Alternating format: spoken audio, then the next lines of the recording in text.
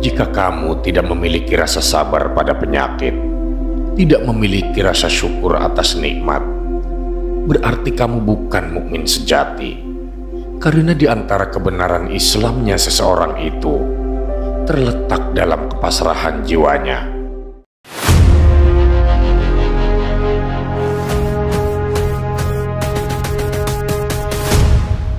Bismillah, alhamdulillah. Sahabat Haura, jika video ini lewat di berandamu, berarti ini adalah petunjuk dari Allah untukmu. Setidaknya, luangkanlah waktu sejenak untuk menulis sholawat kepada Rasulullah di kolom komentar sebagai tanda bukti akan kecintaan kita kepada Nabi Muhammad SAW. Semoga di akhirat nanti kita mendapatkan syafaat dari beliau. Amin ya rabbal alamin. Sahabat, Syekh Abdul Qadir Al-Jailani menuturkan dalam kitab Fathur Rabbani, sakitilah setan dengan kalimat tauhid. Nabi Muhammad SAW bersabda, sakitilah setan-setan yang menggodamu dengan kalimat tauhid. La ilaha illallah Muhammadur Rasulullah. Karena sesungguhnya setan-setan itu bisa tersakiti dengan bacaan itu, layaknya salah seorang di antaramu menyakiti ontanya dengan memperbanyak beban dan memperberat muatan di atas punggungnya. Wahai manusia, sakitilah setan-setan musuhmu dengan membaca kalimat La ilaha illallah secara ikhlas. Kalimat tauhid itu mampu membakar setan-setan musuhmu, baik dari jenis manusia maupun dari jenis jin. Karena kalimat itu perwujudan api bagi setan dan iblis, dan perwujudan cahaya ataupun nur bagi orang-orang yang bertauhid. Namun, bagaimana bisa kamu berucap la ilaha illallah sedang dalam hatimu terdapat berbagai macam Tuhan? Setiap sesuatu yang kau pergantungi dan kau minta tolong selain Allah, maka itu semua adalah engkau menjadikannya sebagai berhala. Jadi, pengakuan tauhid yang keluar dari lisanmu itu tidak berguna jika masih disertai penyekutuan, dan penyucian hatimu pun tidak akan berguna bila disertai kekotoran. Orang yang bertauhid itu menyakitkan setan, dan orang yang syirik itu adalah sedang disakitkan oleh setan. Sedang ikhlas itu menjadi penguat ucapan dan perbuatan. Karena itu, jika perbuatan sunyi dari ikhlas, berarti seperti kulit tanpa kerangka. Dan kalau hanya sebatas kulit, itu tidak berguna sama sekali, kecuali untuk bahan bakar. Dengarlah perkataanku, beramallah menurut tuntutan ini, karena hal itu bisa memadamkan api kerakusan dan membelah pengaduan jiwamu. Dan janganlah kamu mendatangi tempat yang bisa menyalakan maksiat, karena jika itu terjadi, niscaya akan menghancurkan bangunan agama dan keimananmu. Sahabat, tak perlu kau dengarkan pembicaraan orang-orang munafik yang suka menciptakan tipu daya dan mengadu domba, karena watak mereka terletak pada ucapan yang hanya berisi tentang adu domba. Janganlah berdiam pada lintasan angan-anganmu hingga ma'rifatmu menjadi benar, lalu kebaikan dan kebenaran itu terlihat jelas tampak olehmu. Tundukkanlah matamu dari perkara yang haram, tahanlah nafasmu dari syahwat, dan rangsanglah nafsumu pada makanan yang halal. Peliharalah batinmu dengan muraqabah kepada Allah Azza wa Jalla, dan lahirmu mengikuti sunnah Nabi SAW. Jika ini semua terjadi padamu, sungguh pemikiran yang bersih terjadi atasmu, dan akhirnya makrifat yang suci akan terjadi padamu.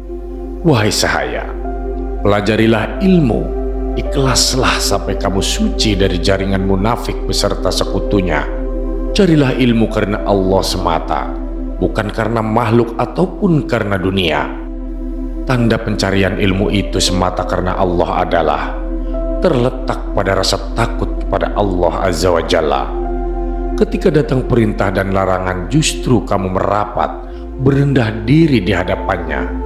Selain itu, bertawadu kepada sesama tanpa motivasi hajat, tidak tamak terhadap apa saja yang mereka miliki, bersedekah di jalan Allah dan kembali kepadanya.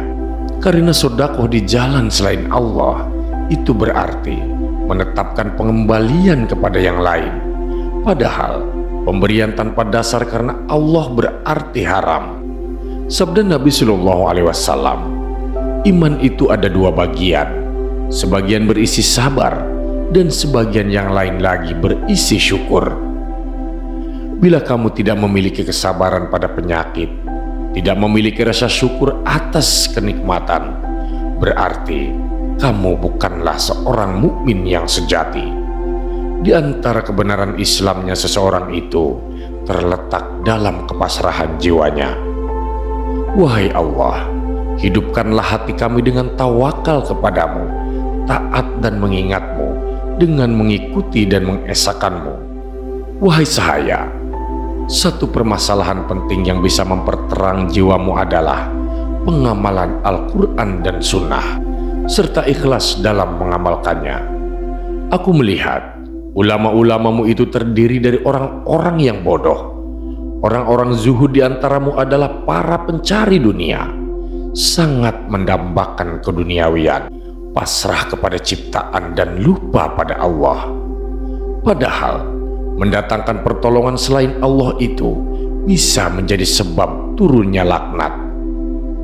Nabi Shallallahu Alaihi Wasallam bersabda, amat dilaknati orang yang meminta pertolongan kepada ciptaan sepadanya. Juga beliau bersabda, barang siapa menjunjung ciptaan, maka sungguh hinalah dia. Kamu perlu tahu, jika dirimu terbebas dari ciptaan lalu menyertai Allah, niscaya kamu mengetahui rahasia apa yang ada padamu dan sesuatu apa yang terjadi atasmu. Dan pada gilirannya akan diperjelas antara apa yang ada padamu dan apa yang ada pada selain dirimu. Peliharalah subut tetap dan dawa kekal di pintu Allah. Putuskanlah kausalita dari saluran hatimu, maka sungguh kamu akan melihat kebaikan dunia akhirat. Dan inilah sesuatu yang tidak sempurna. Ciptaan, ria masih bercokol dalam hati, dan apapun selain Allah juga masih tumbuh di hatimu. Karena itu tidak mungkin kamu memiliki kemampuan untuk melembutkan hati seperti lembutnya zarah. Jika kamu tidak bisa menerapkan sabar, berarti imanmu itu tidak berguna dan tiada berpuncak. Nabi Muhammad SAW bersabda, sabar itu termasuk sebagian dari iman, layaknya kepala termasuk dari bagian tubuh. Sedang arti sabar sendiri itu adalah tiada pengaduan darimu kepada seseorang pun ketika kamu mendapatkan cobaan, dan tidak bergantung pada penyebab ataupun akibat, tidak membenci cobaan, dan juga tidak merasa gembira ketika cobaan itu sudah berlalu darimu. Seseorang itu ketika berendah diri di hadapan Allah dalam situasi kefakiran dan ketidakmampuannya, sabar bersamanya dan tidak memandang mudah sifat-sifat mubah, menyambung cahaya yang kelam dan antara ibadah dengan kerja, tentu Allah akan memandangnya dengan pandangan kasih, mempermudahnya beserta keluarganya dengan sesuatu yang tak pernah diduga datangnya. Allah Subhanahu wa Ta'ala berfirman, dan siapa yang patuh kepada Allah, maka dijadikan kepadanya jalan keluar dari setiap kesulitan, dan memberi rezeki kepadanya dari sumber yang tidak diduga-duga. Kamu itu laksana pembekam yang mengeluarkan penyakit orang lain, sedang dalam dirimu sendiri terdapat penyakit bisul yang sulit disembuhkan. Aku melihat kamu terlalu memperkaya ilmu lahir, tapi bodoh dalam ilmu batin. Dalam kitab Taurat tertulis, barang siapa memperkaya ilmu, maka diperkaya kepedihan. Dan apakah kepedihan itu? Yakni takut kepada Allah dan memperhina diri di hadapannya atau kepada hambanya. Jika kamu tidak memiliki ilmu, maka belajarlah. Karena jika kamu tak punya ilmu, amal, ikhlas, adab, baik sangka terhadap guru, maka bagaimana mungkin kebaikan bisa datang kepadamu? Sungguh, kamu jadikan puncak himmah hanya berupa dunia beserta isinya. Dalam waktu dekat kamu akan diperdaya sesamamu dan dia, di mana kamu termasuk orang yang berhimmah satu, yakni batin bermuraqabah. Mereka mengolah hati layaknya mengolahragakan organ tubuh. Hingga apabila hal ini sempurna atas mereka, sungguh mereka terpelihara. Syahwat terpelihara oleh pancaran siri, maka dalam hati tidak terdapat satu syahwat pun yang menetap, kecuali syahwat yang satu, yakni mencari ridha Allah, bertaqarrub dan bermahabbah kepadanya. Sahabat, diceritakan bahwa suatu ketika Bani Israel ditimpa cobaan yang cukup berat. Kemudian mereka berkumpul mengadu kepada Nabi mereka. Kata mereka, "Sampaikanlah kepada kami bagaimana agar Allah meridhoi kami, agar sekiranya hal itu bisa menjadi sebab lenyapnya cobaan ini." Maka segeralah Nabi mereka memohon kepada Allah Subhanahu wa Ta'ala tentang permasalahan yang dihadapi Bani Israel tersebut. Allah Subhanahu wa Ta'ala pun mewahyukan kepadanya, "Sampaikan kepada mereka, jika kamu menghendaki relaku, maka sukailah orang-orang miskin. Dan bila kamu menyukai mereka, aku baru menyatakan relaku. Tapi jika kamu tetap membenci mereka, aku akan tetap memurkaimu.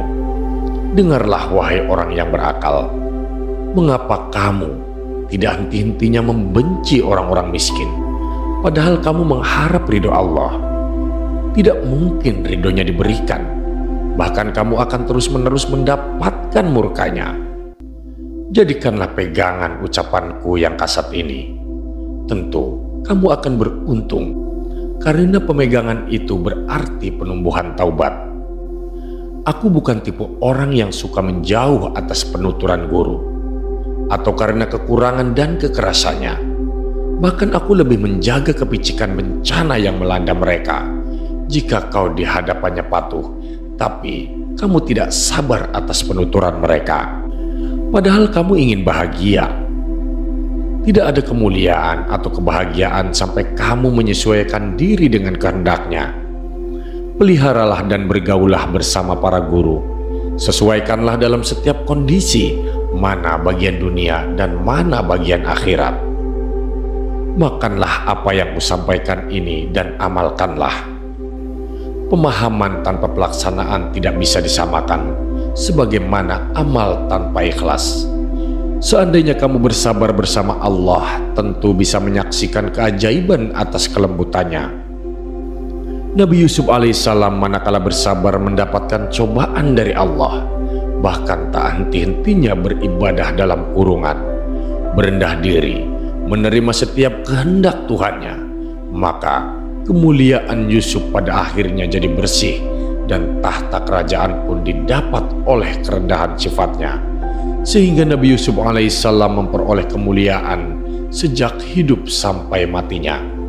Ini adalah konsepsi yang harus kamu perhatikan jika kamu mengikuti syariat. Sabar bersama Allah, takut harap kepadanya, menekan nafsu rendah bersama setan-setan pengendali jiwamu.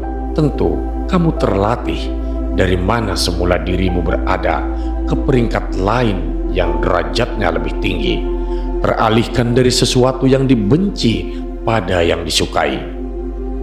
Celakalah kamu, betapa kamu tidak memiliki rasa malu dengan mencari sesuatu bukan dari Allah, padahal dia lebih dekat denganmu daripada yang lainnya. Kendati pun kamu tetap mencari kebutuhan itu dari sesama, kamu punya harta sampai bertumpuk, tapi dirimu masih saja mempersempit mata pencaharian orang fakir. Jika sampai mati tersingkaplah kepelitan dan penimbunan hartamu, lalu kau dipersilahkan untuk menerima laknat. Seandainya kamu berpikir, tentu kamu lebih mencari percikan-percikan halus dari iman, yang bisa mempertemukan dirimu dengan Allah Azza wa Jalla. Hendaklah selalu menjalin hubungan dirimu dengan orang-orang yang saleh dan berakhlak di hadapan mereka, hingga apabila menara imanmu naik dan keyakinanmu sempurna, berikhlas karena Allah, menata sopan santun, menekuni perintah, serta menahan larangan. Tentu semua itu terlaksana dari seluruh isi hatimu. Wahai penyembah berhala, pria itu tidak akan mampu mencium kedekatan dengan Allah, juga tidak dunia dan tidak juga akhirat. Wahai penyekutu ciptaan, pengunjung mereka sesekali, mereka tidak membawa sengsara atau manfaat kepadamu. Pemberi atau pencegah, kamu tak perlu mengaku bertauhid jika masih bersekutu, karena hal itu tidak berarti bagimu. Wallahu a'lam. Terima kasih sahabat sudah menyimak video ini sampai dengan selesai. Semoga bermanfaat bagi kita semua. Saya doakan sahabat semua dimasukkan ke surganya Allah. Amin ya rabbal alamin. Nantikan kembali konten-konten penuh hikmah dari channel kami. Jangan lupa untuk subscribe dan menyalakan lonceng notifikasinya. Salam cinta dari Haura Studio, di mana sebuah nasihat tak sebatas didengar, namun diresapi oleh jiwa. Wassalamualaikum warahmatullahi wabarakatuh.